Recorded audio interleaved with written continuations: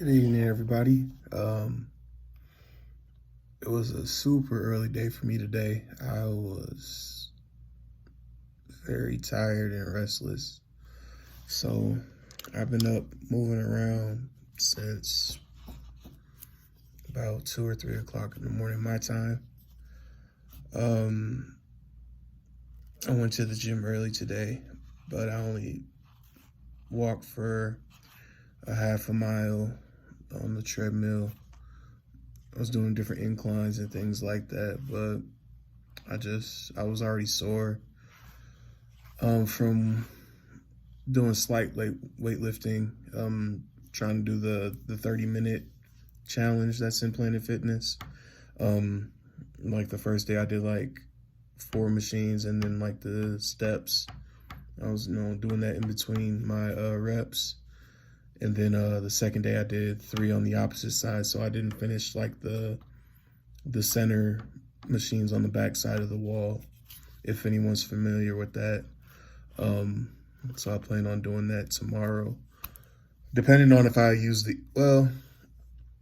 maybe Friday, because I'll probably just do swimming. I'll swim tomorrow because I'm actually staying in a hotel for a couple of nights because it got super cold out and it's about to snow, and so I didn't want to stay in my vehicle for a couple nights before I head out for Salt Lake City. Um, the topic I wanted to bring up today was vulnerability and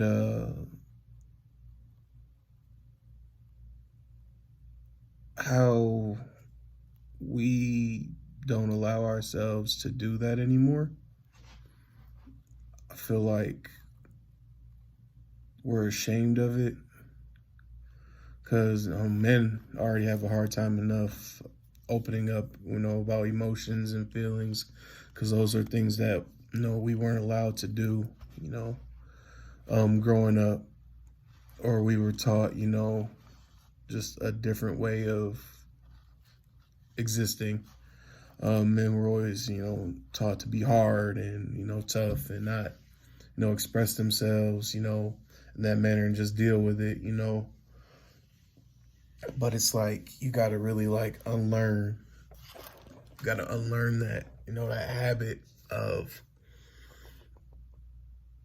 the old, the old generation, the older generation. Yeah, it's like I guess it more or less it helped in a way just for them to hide that pain and everything, but it caused so much trauma as well, for different families, for different reasons. But um just me personally, I have a lot of trauma from my childhood that, not a lot of people know about, and the ones that do, I just, I don't like bringing it up all the time. And so I try to live in my truth to the best of my ability, but at the same time, it's like there's a lot of triggers, a lot of it could be just like the smallest thing that could affect me or make me feel just upset or angry, or just fill me with so much rage, or that I don't care mentality that I let it get the best of me sometimes. And um I try to, break myself of that cycle and open myself up to be vulnerable. Um, and so like I actually talked to my dad about that today. I hadn't spoke to him.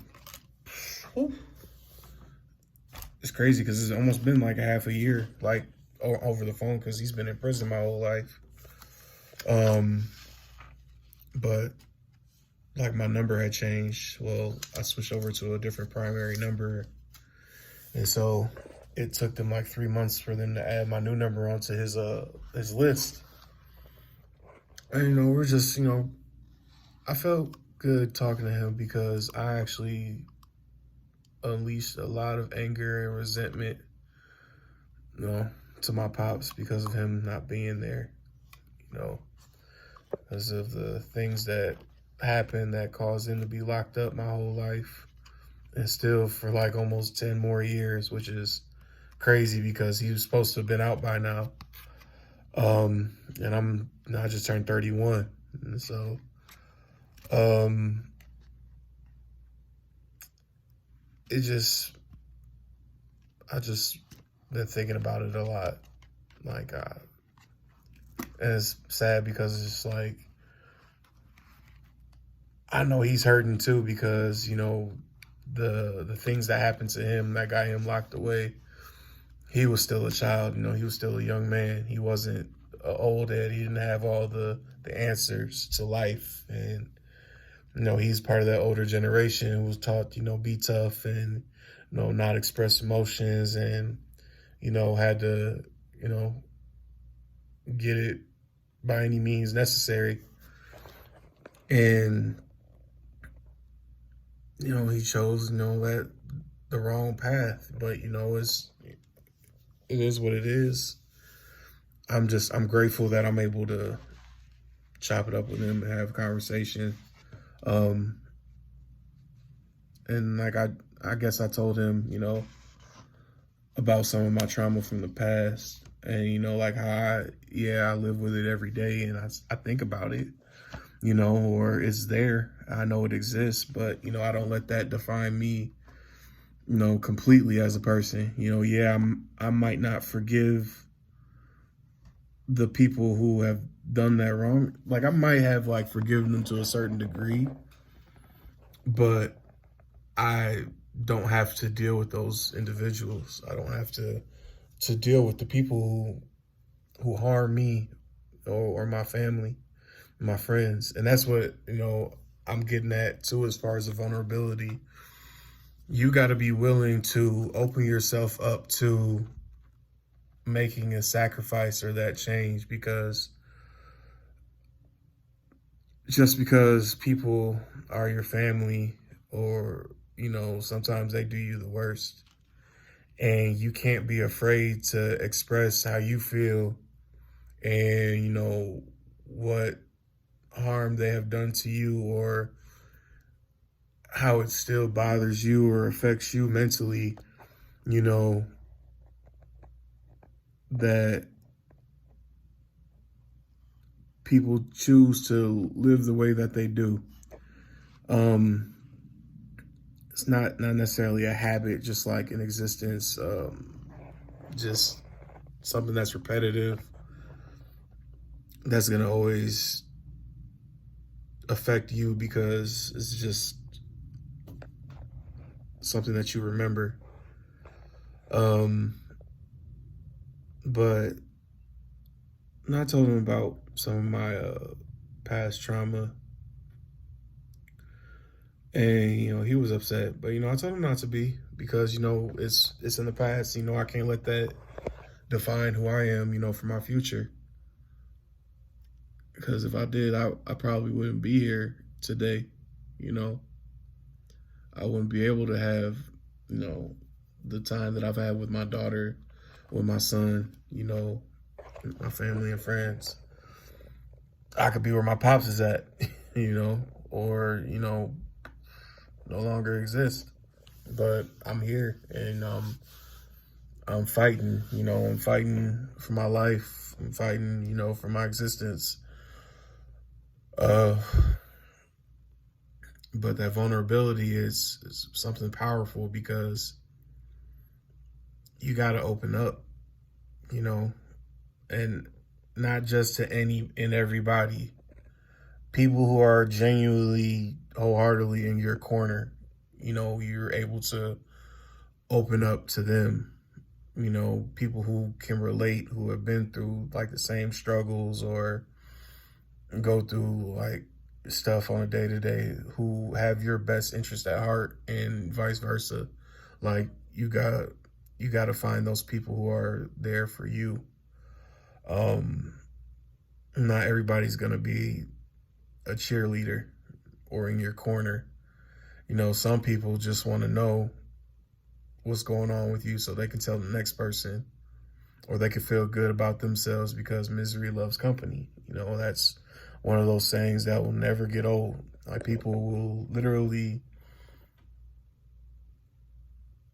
love to hear about what's going on with you, to hear your struggles and your downfalls, just so they can feel good about themselves because that's not happening to them.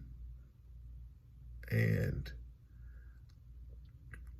you think these people are for you, you know, support you or there for you, but in all honesty, there's just extra baggage that's no longer necessary in your life. And you just got to be willing to let go of that luggage, you know, get that weight off your shoulders because, you know, I learned this from a mentor of mine and a mother figure. Basically, like, another saying is, like, if everybody's in the ditch, who's going to help who out? So it's like, if everybody that you go to, they just want to see your downfall, they don't want to help uplift you, they don't be that positive support, that influence, they just want to keep you down in that ditch with them, so there's no way out. So then you just feel like you're just succumbed with this anguish that nothing's gonna get better. It's just gonna be the same. You're gonna be stuck in that same place, that same cycle. That's why you got to be willing to be vulnerable enough to step outside of your comfort zone and reach out to, you know, whether it's a professional or just, you know, somebody, you know, in a church, just a mentor, like a big brother, you know, big sister kind of thing, you know. That's even for like the younger generation, because it's not just, you know, people my age who are in their 30s. You know, even for the younger crowd, because I don't know, I've felt this way for years, but, you know, I'm just finally trying to find myself, find my peace, you know, what's going to make me a better person. And so,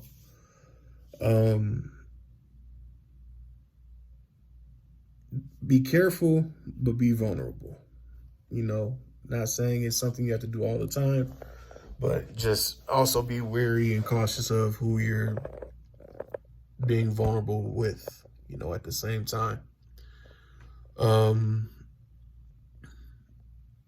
That's a really important thing. Not everybody's rooting for you or they're rooting for you to fail. That's the other thing too. You gotta remember that. So, that's enough of that.